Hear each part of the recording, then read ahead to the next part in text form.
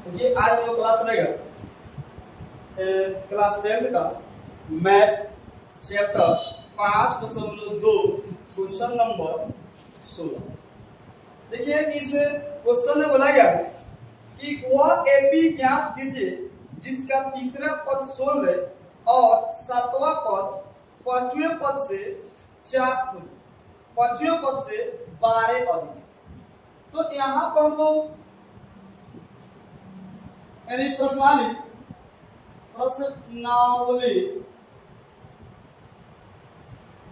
5.2 और question number 16। इस video में हम लोग क्वेश्चन नंबर 16 को हल कर रहे हैं। देखिए लिखेंगे हम लोग हल, जो दिया है पहले उसको नोट करते हैं। इस क्वेश्चन में बोला गया है कि तीसरा पद 16, यानी तीसरा पद जब 16 का है तो इसका मतलब यह हो गया कि A3 कितना 16 ये होगा।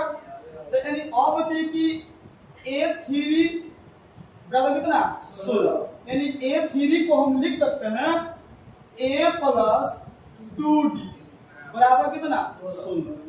समीकरण इसको हम एक बोल देंगे। ठीक है, अब क्वेश्चन में आगे बढ़ते हैं। देखिए आगे बोला गया कि सातवां पद पांचवें पद से 12 अधिक है, यानी सातवां पद में बोला गया तो यहाँ पे लेंगे A7 बराबर पांचवा पद यानी A5 से कितना अधिक है 12 अधिक है। 12 अधिक का मतलब होता है प्लस उसमें 12 करेंगे यानी प्लस 12। देखिए कि A7 को हम लिख सकते हैं A प्लस 6D बराबर, यानी फिर A5 को लिख सकते हैं A प्लस 4D अब प्लस 12 का 12। ठीक है ना। अब देखिए कि यहाँ पर A से तो एक कर देगा क्योंकि दोनों बराबर में कर देता है। अब देखिए कि यहाँ बचेगा 6D, इधर प्लस में है 4D, इधर कहाँ आएगा माइनस में 4D बराबर क्या बचेगा 12। अब देखिए यहाँ पर 6D में से 4D घटेगा तो कितना आएगा 2D आएगा बराबर कितना बचेगा 12। अब देखिए यहाँ पर हम D बराबर लिखेंगे 12 बटा कितना 2 कटेगा नो, यानी D कितना आएगा 6। अब देखिए D जब 6 आ गया तो यहाँ से हम लोग अब आगे निकालेंगे लोग A का मान निकालेंगे। तो A का मान निकालेंगे लोग तो लिखेंगे हम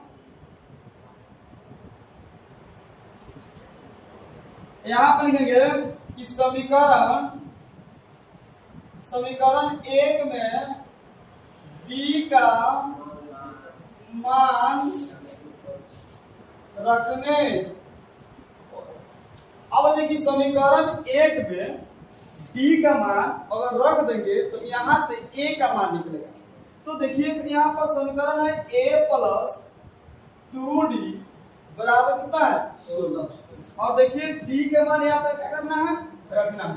तो D का मान कितना है 6, तो A का A रहेगा प्लस 2 का 2 रहेगा और यहाँ पर D का मान कितना दिया है 6, तो D के स्थान पर हम 6 को लिखेंगे तो गुना करेंगे 6 बराबर कितना आएगा 16, यानी A का A रहेगा 6 दूनी 12 बराबर कितना आएगा 16। A का A रहेगा बराबर, यानी हम क्या करते हैं 16 यानी प्लस में 12 है तो बराबर का क्या आएगा माइनस में, यानी माइनस में आएगा 12, यानी A बराबर हो जाएगा कितना 4।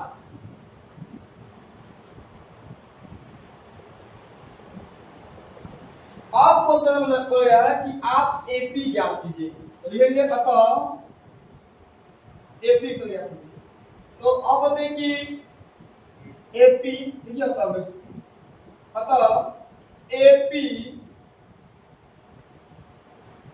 AP बराबर सूत्र होता है A plus B A plus 2D, यानी डॉट डॉट हम आगे बढ़ा सकते हैं।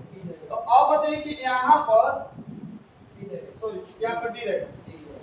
तो अब देखिए यहाँ पर हम लोग लिख सकते हैं ए का मान कितना आ गया 4 कोमा के बदलेंगे।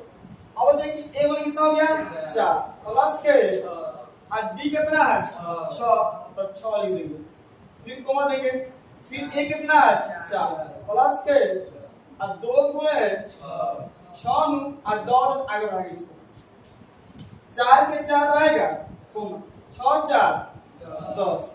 अब देखिए कि यहाँ पर 6 दूनी 12 4 16 डॉट, यानी अब हम कह सकते हैं कि हमारा एपी कितना हो गया 4 कोमा 10 कोमा 16 डॉट और आगे बढ़ा सकते हैं। यही हमारा क्या हो गया एपी। इसको आप लोग अच्छा से समझिए।